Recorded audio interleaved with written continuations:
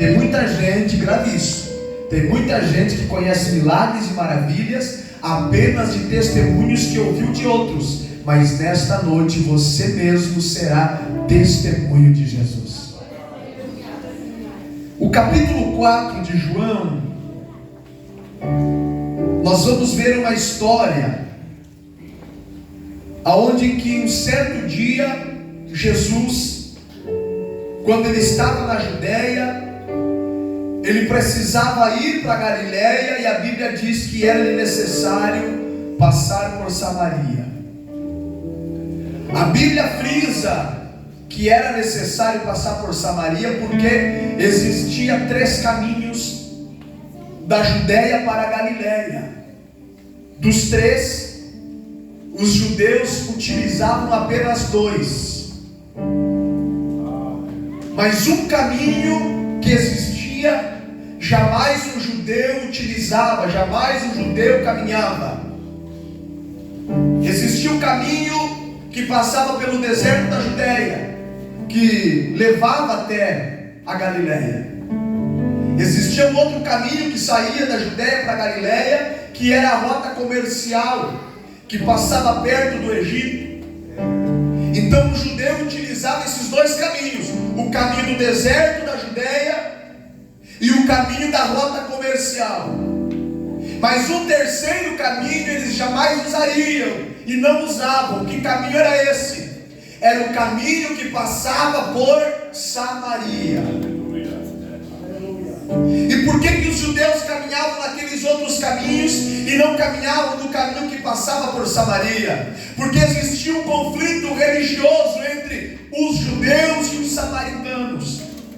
Esse conflito religioso iniciou-se lá após a morte de Salomão, quando Roboão assume o trono, e Deus havia dito a Salomão que rasgaria o seu reinado, o seu reino, mas não nos seus dias, mas nos dias de seu filho. Quando Roboão assume o trono, Israel ainda era uma nação só. Mas depois Deus divide aquela nação. As 12 tribos que existiam, 10 ficaram para o norte, cuja capital era Samaria, e conhecido como o Reino Norte de Israel. As outras 2 tribos ficaram para o sul, capital era Jerusalém, e ficou conhecido como o Reino de Judá. O reino de Judá ficou governado pelo filho de Salomão, Roboão. E o reino do norte ficou governado por Jeroboão, o homem que Deus levantou. Mas o projeto de Deus aqui não era dividir o povo no quesito de adoração, porque por mais que Deus dividiu as tribos, o dia das festas especiais em Israel era para que todo o povo fosse a Jerusalém e adorasse no templo. Mas Jeroboão, do reino norte, por medo de perder o seu povo, por medo de perder o trono para Roboão, o que é que ele fez? Nos dias das festas, ao invés deles subirem a Jerusalém, Roboão, ele edifica, ele molda 2 bezerros de ouro, e ali ele coloca no monte chamado Gerizim. E ele diz ao povo, pastor Eloy, não precisamos mais do templo, não precisamos mais de Jerusalém, aqui no monte Gerizim que nós vamos adorar. Aí o que é que ele faz? Uma pessoa qualquer passava diante dele e dizia: vem cá que você vai ser sacerdote, vem cá que você vai oferecer sacrifício. E essas pessoas eram consagradas por ele, mas não tinham a linhagem de Levi, não tinham a linhagem sacerdotal que Deus havia ordenado que para ser sacerdote tinha que ser da tribo de Levi.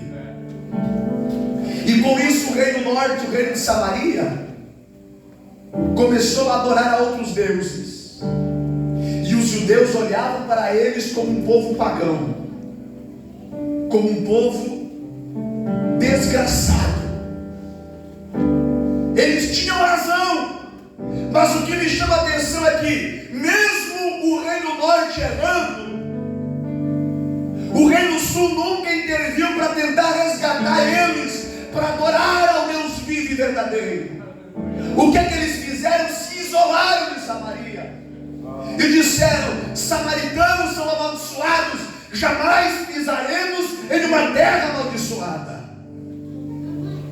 Eles são doentes.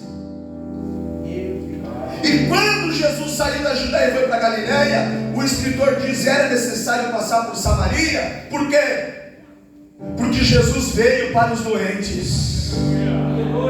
Os samaritanos que eram rejeitados, os samaritanos que eram excluídos, Jesus disse que era necessário ele passar por Samaria para trazer uma mensagem a eles, porque todos aqueles que o homem rejeita, Jesus abraça. Todos aqueles que o homem exclui, Jesus traz para perto. Jesus, ele veio para o mais vil pecador. Ele nos traz uma mensagem que aquilo que o homem rejeita, ele abraça. Aquilo que para o homem é amaldiçoado, ele transforma em bênção. Aquilo que para o homem era impossível, uma transformação, ele foi mostrar que existia possibilidade de até os samaritanos receberem transformação. E Jesus chegando na porta da cidade, os seus discípulos entram na cidade para comprar comida, e Jesus senta-se no poço, porque ele vinha cansado do caminho. E a Bíblia diz que era quase a hora sexta, ou seja, era quase meio-dia. E Jesus sentado no pastoreio, olha aquele poço, daqui a pouco vem uma mulher para tirar água. E o que me chama a atenção é que Jesus senta no poço, pastor Jessé.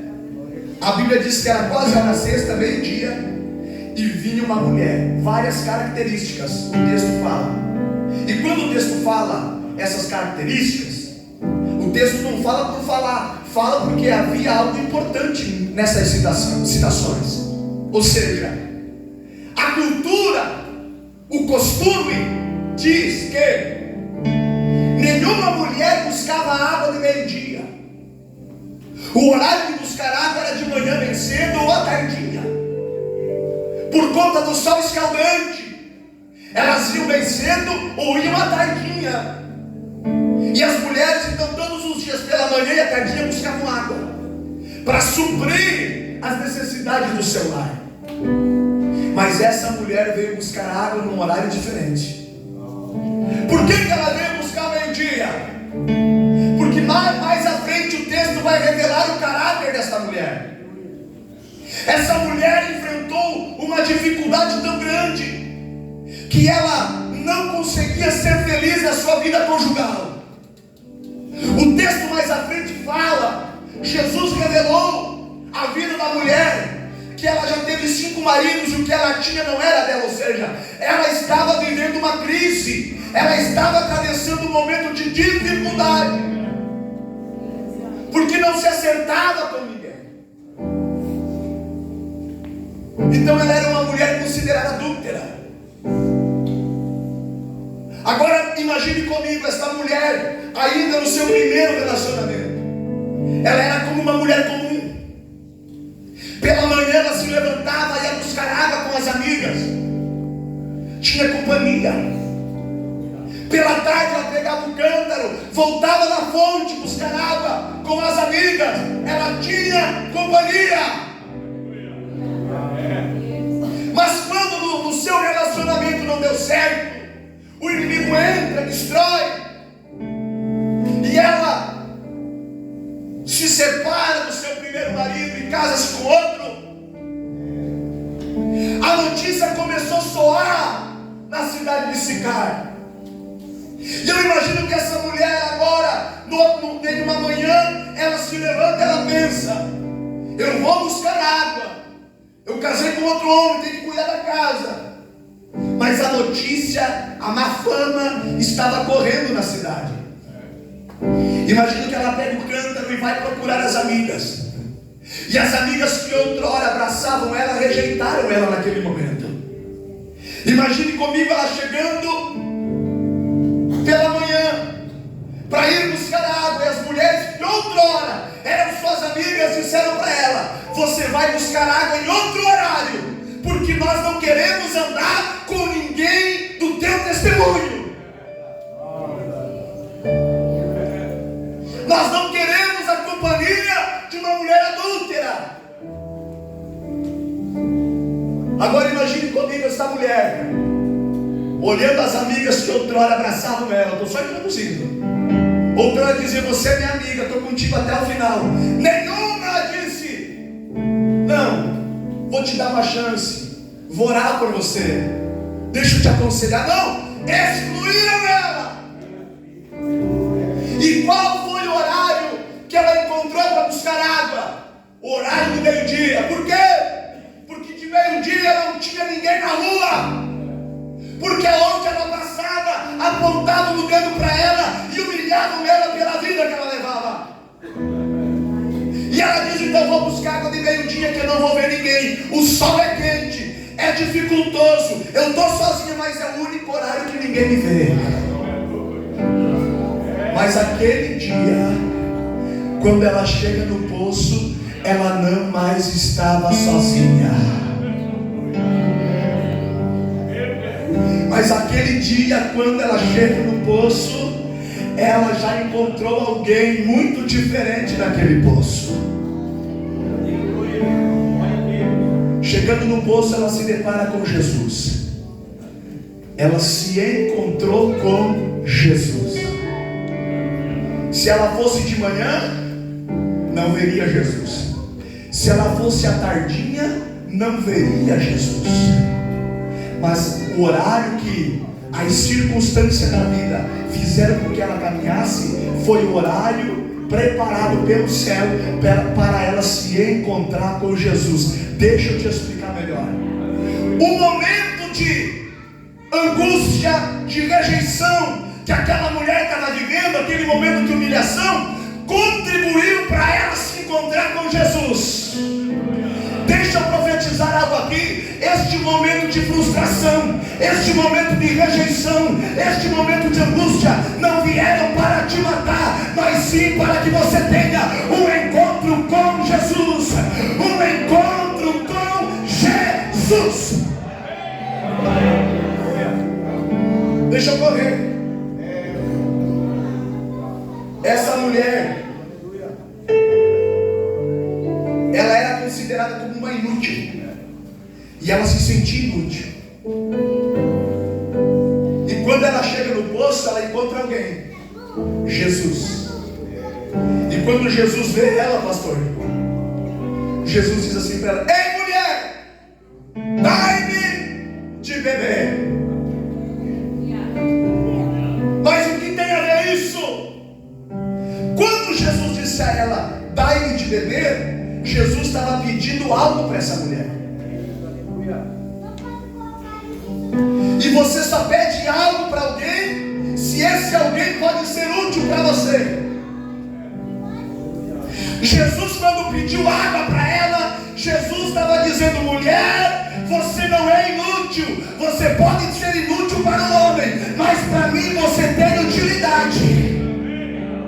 Esta noite Deus está falando com alguém aqui e está dizendo: para o diabo, para o mundo, para o homem, você pode não ter utilidade. Você está pensando aí: eu não sirvo para nada, não adianta eu viver. Jesus diz: é mentira do diabo. Você tem utilidade para mim. Eu enxerguei utilidade na tua vida. Eu quero te levantar